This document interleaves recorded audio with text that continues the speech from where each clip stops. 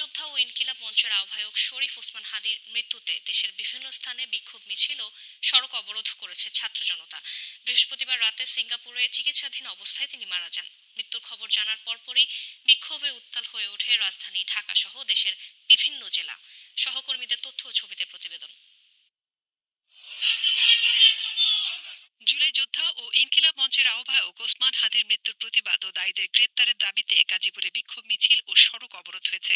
বৃহস্পতিবার রাতে জেলা শহরের শিববাড়ি, টঙ্গীর কলেজ গেট সহ বিভিন্ন স্থানে সড়ক অবরোধ করে বিক্ষোভ করেছেন ডুয়েট শিক্ষার্থী সহ বিভিন্ন সংগঠনের নেতাকর্মীরা।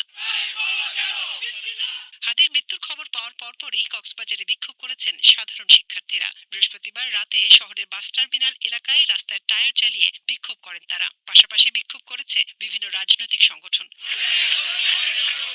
ওসমান হাদিকে পরিকল্পিতভাবে হত্যার প্রতিবাদে নীলফামারীতে বিক্ষোভ মিছিল ও সড়ক অবরোধ করেছে বৈষম্য বিরোধী ছাত্র আন্দোলনের নেতাকর্মীরা। বৃহস্পতিবার রাত 11:30টার দিকে একটি বিক্ষোভ মিছিল বের হয়ে শহর ঘোরে। এরপর চৌরঙ্গি মোড়ে এসে সড়ক অবরোধ করে বিক্ষোভ করে তারা।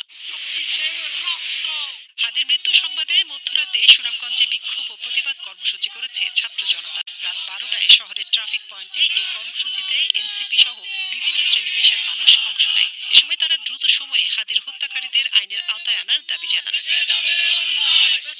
তৌহিদি জনতার ব্যানারে রাত 11:15টায় নেত্রকোনায় বিক্ষোভ মিছিল হয়েছে। পরে ছাত্র জনতার অংশগ্রহণে শহীদ মিনারে সংক্ষিপ্ত সমাবেশ অনুষ্ঠিত হয়। জামালপুরে বিক্ষোভ মিছিল করেছে বিপ্লবী ছাত্র জনতা। মিছিল শেষে বকুলতলা চত্বরে সড়কে টায়ার জ্বালিয়ে বিক্ষোভ সমাবেশ অনুষ্ঠিত হয়। এ সময় বক্তারা হাদির হত্যাকারীদের ফাঁসির দাবি জানান। হাদির হত্যার বিচারের দাবিতে কুমিল্লার দেবিদ্বারে বিক্ষোভ করেছে এনসিপি। এ সময় কুমিল্লা বিশ্ববিদ্যালয় ও কুমিল্লা সেন্ট্রাল মেডিকেল কলেজের শিক্ষার্থীরা অংশ নেন।